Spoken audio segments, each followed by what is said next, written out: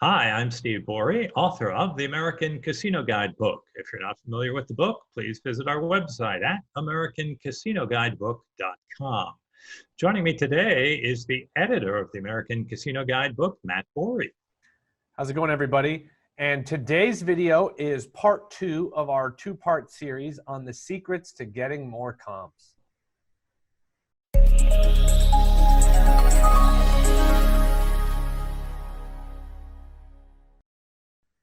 In part 1, we went over the basics of comps and we explained how the casino calculates what you're worth to them as a player and how they then will be willing to rebate a certain percentage of your estimated worth to them back to you in the form of comps. And we talked about a little bit about how table games and slot machines were different, but today we're going to talk about 5 ways that you can get more comps without actually betting more money.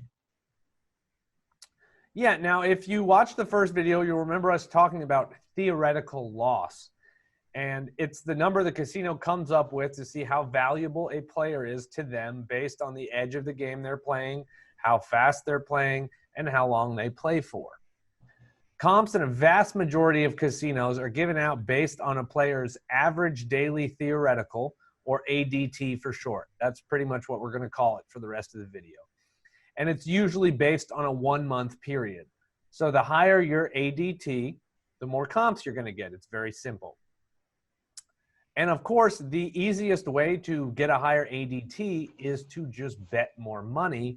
However, that is not a good idea, not something you really want to do. It's never a good idea to bet more than you normally would just to chase comps, because if you betting twice as much money as you normally do to chase a $50 comp at the restaurant, but you end up losing $200 trying to get it, it's just not a good idea. So what we're going to do now is we're going to go over some of the best ways to increase your comps that you get from the casino without even having to bet more money. All right, number 1, and this may not sound right, but we're going to explain it to you why you need to do it. It's because usually everyone will say, whenever you play, be sure to put your player's club card in. And we pretty much stressed that for years ourselves, but there really are some instances where you should not use your player's club card. And one of those is and this is the main one, is if you're, let's say, you got an invitation to the casino to go in and pick up a gift. So you're going to go into the casino and pick up your gift. You're only going to be there, 15 minutes. And you say, oh, well, while I'm there, I'll stick in my card and I'll play for 5 minutes. Well, you really shouldn't do that, because you want to try and have long sessions, because as we said before, the casino is going to come up with your average daily theo. So let's say you go to a casino twice a month and every time you give them a theoretical loss of $500. So the casino says, okay, your worth to us as a player is $500. So let's say you go a third time and you're only there 5 minutes and you put your card in when you went to pick up your gift, you played 5 minutes and you left, and maybe you only gave them $5 in theo. Okay, so now instead of being a 500 player, you are a third less than that. So you're going to get fewer comps back from the casino because your average daily theoretical loss is lower. So keep in mind that if you're going to be there for a short, brief session, you do not want to use your player's club card, because you're going to bring your average daily theoretical loss down. So keep that in mind for number 1. And that's not to say you can't play. If you want to go in and play for 5-10 minutes, go right ahead. Just don't put your card in when you do it. Mm-hmm. Now, number 2 is try to keep all of your play in at one casino. Now, if you live in a place where there's a bunch of casinos, and you have several casinos near you, and you make a trip, or if you take a trip to Vegas, what you want to do is you want to pick one of the casinos near you and sort of put all your play in there. So let's say you go to Vegas, right? And you gamble for 4 hours a day on a 3-day trip. You're going to get much better comps if you spend all 12 hours of that gambling that you were going to do, the 4 hours a day for 3 days. If you spent that all in one casino, you're going to get a lot better offers than if you broke it up, if you did 2 hours at 6 different casinos. So really, it's just it might not seem as much fun, but it's going to be more fun in the long run when you get much better offers. And the next time you come back to Vegas, you don't have to pay for a hotel room. So that's it. It sounds kind of basic, but if you're just trying next time you go to Vegas, instead of going to all these different casinos to play, try and lump a majority of your play in at one specific casino. Like if there's a specific one you'd rather stay at, lump all your play in there, and then hopefully you'll get a free room the next time you go. Yeah, that's a basic mistake that a lot of players do is they water down their play at a bunch of different casinos rather than emphasizing one or even two casinos to put in your major play at. It gets watered down. So now number 3 is find a way to compare the player's club benefits. You need to find a club that's has benefits that are good for you. Well, especially if you go to Las Vegas, you're probably going to be interested in room offers. So you don't have to pay for a room because you could pay, you know, $75 to $200 a night, $300 a night or higher for a room.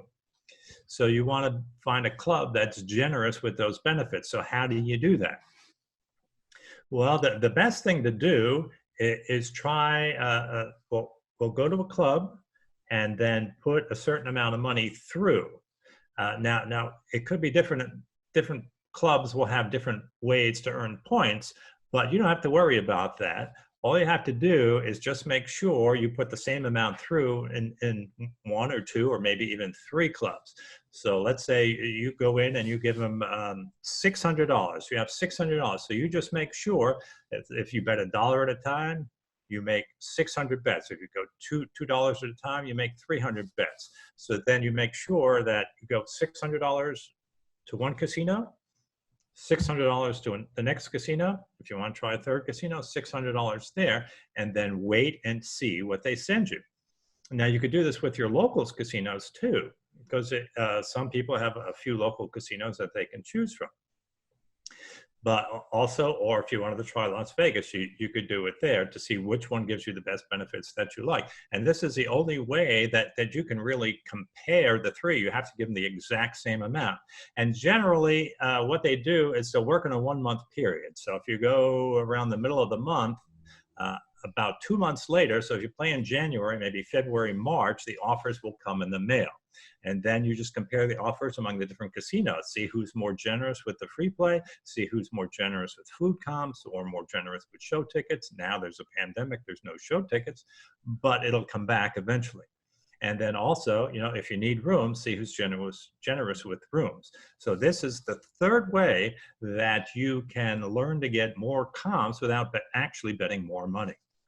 And one thing I should add in as a disclaimer there is this experimentation is really only going to work if you either have never played at that casino before or haven't played there in quite a long time, like at least 6 months, because sometimes your smaller plays from back then will still be calculated into your offers that they're sending you now. So if you want to experiment, make sure you either do it at casinos you've never played at before or ones that it's been at least 6 months since you've played there. Good point. Now, number 4 is you want to try and use only, like if you're there with, if you and your girlfriend or you and your wife or you and your husband, whatever, if you go with more than one person to Vegas, say, and you have 2 people and you're playing together, try and group all your play together on one card. So like, here's an example.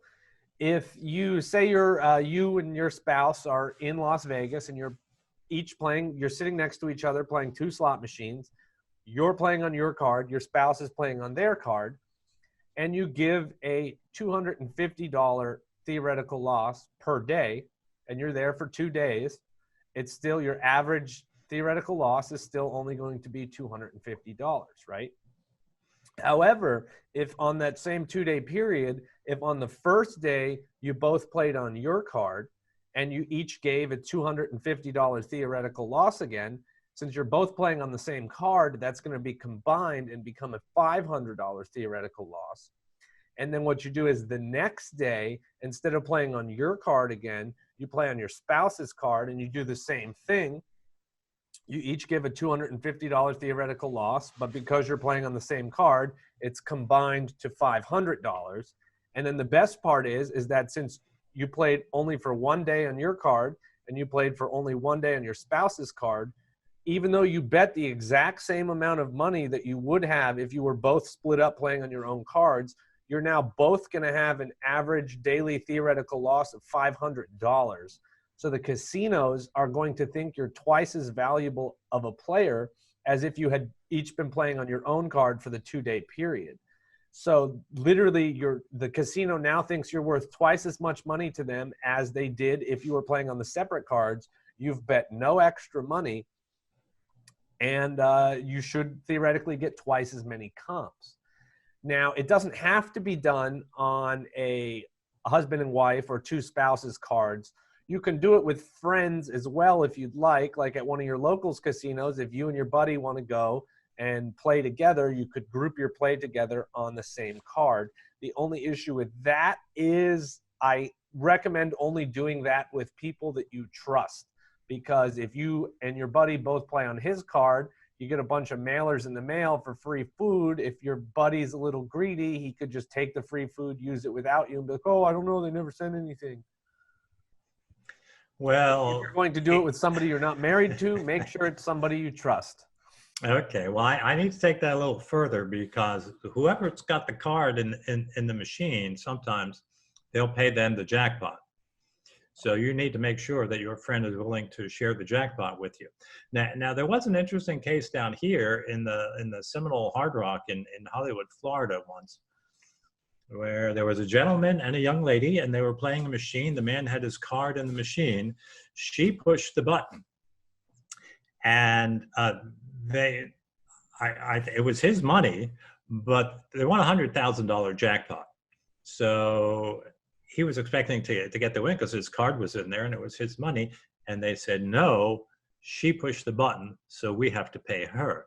So you you may want to clarify that if you're going partners with someone, or you're just sitting there being friendly with someone saying, okay, go ahead, push the button.